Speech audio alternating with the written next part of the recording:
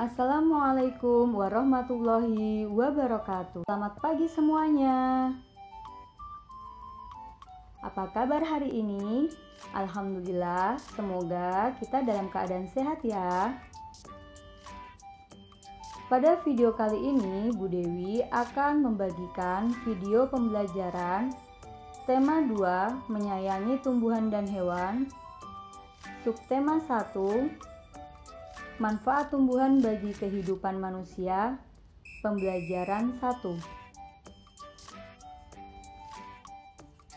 Tujuan pembelajarannya adalah: yang pertama, siswa dapat menyebutkan manfaat tumbuhan bagi kehidupan manusia.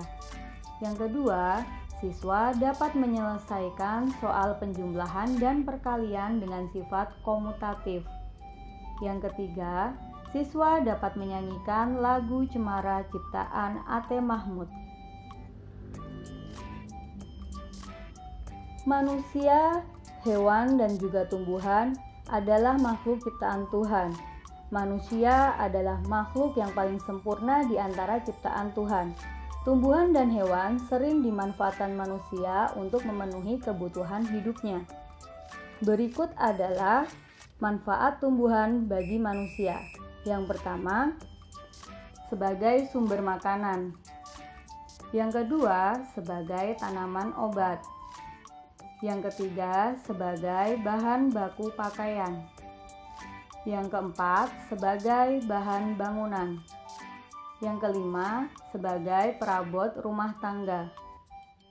Yang terakhir, sebagai bahan kerajinan. Nah, sekarang kita baca dongeng bersama ya. Pohon bambu yang berguna. Hari ini Pak Yunus memanen buah pepaya muda dan buah nangka masak dari kebunnya yang cukup luas di Desa Petir, Kabupaten Bogor. Kebun itu ditanami pohon nangka, pohon pepaya, pohon kelapa, singkong, dan juga jagung. Di pinggir kebun tampak beberapa rumpun pohon bambu yang juga sengaja ditanam oleh Pak Yunus. Aku senang sekali jika Pak Yunus memanen buahku. Buah yang masih muda ataupun sudah masak, sama-sama sangat disukai oleh keluarga Pak Yunus. Pasti hari ini Bu Yunus memasak sayur asam yang lezat, kata pohon pepaya riang. Begitupun aku, hari ini buahku yang tua dan manis rasanya dinikmati oleh keluarga Pak Yunus, timpal pohon nangka. Aku tahu semua tanaman di kebun ini adalah tanaman yang berguna untuk Pak Yunus. Itu sebabnya ia menanam kita. Daun singkong itu sering dipetik oleh Bu Yunus dan sebentar lagi singkongnya bisa dipanen.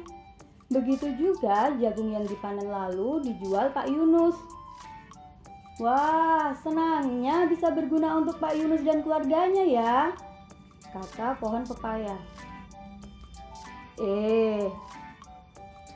Tapi aku melihat ada satu tanaman yang ditanam Pak Yunus dan tidak pernah dirawat ataupun dipanen.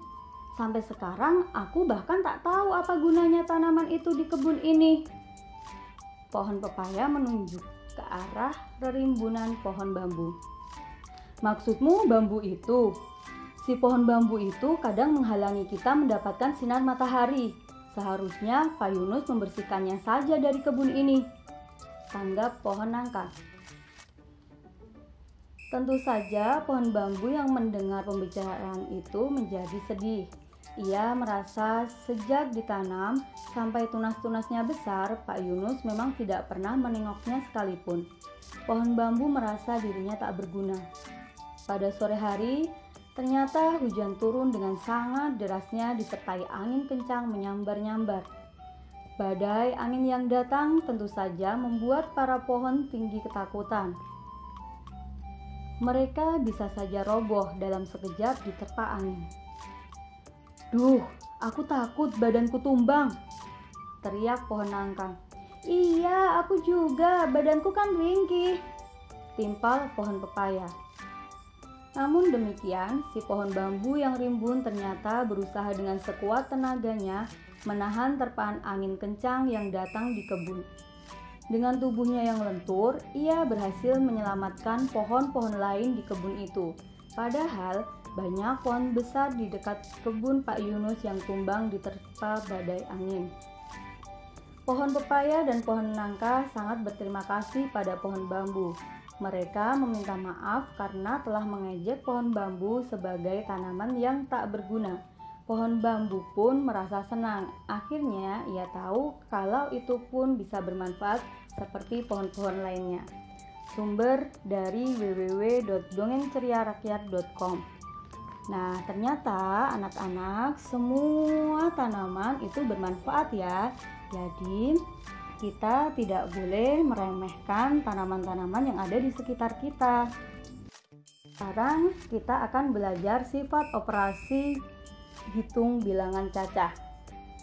Sifat operasi hitung bilangan cacah ada 3, yaitu sifat komutatif, sifat asosiatif, dan sifat distributif. Nah, kali ini kita akan belajar operasi hitung bilangan cacah sifat komutatif. Sifat komutatif disebut sifat pertukaran. Hanya berlaku pada penjumlahan dan perkalian. Nah, berikut bentuk sifat komutatif pada penjumlahan. A ditambah B sama dengan B ditambah A. Sedangkan untuk perkalian, A kali B sama dengan B kali A. Nah, berikut contoh soalnya ya. Untuk penjumlahan, misalnya 157 ditambah 139 sama dengan 296. Kemudian 139 ditambah 157 hasilnya sama, yaitu 296. Jadi 157 ditambah 139 sama dengan 139 ditambah 157.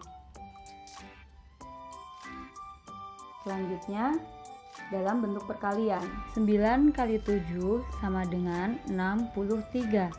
Sedangkan 7 kali 9 hasilnya 63.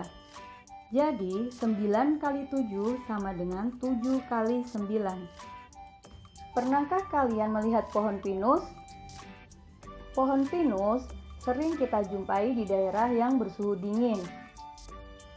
Nah, tanaman pinus ini ditanam untuk dimanfaatkan kayu dan getahnya serta untuk konservasi lahan. Kayu pohon pinus dimanfaatkan untuk bahan bangunan dan bahan membuat kertas.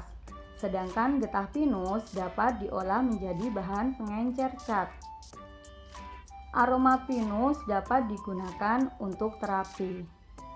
Baiklah anak-anak, sekarang kita bernyanyi lagu Cemara ciptaan Atem Mahmud bersama-sama ya.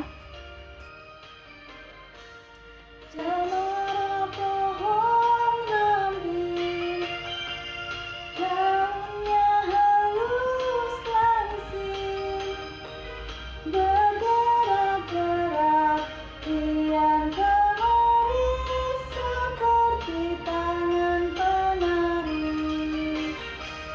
Ketika menyentuh daun cemara, terdengar desir di telingaku sebuah lagu merdu.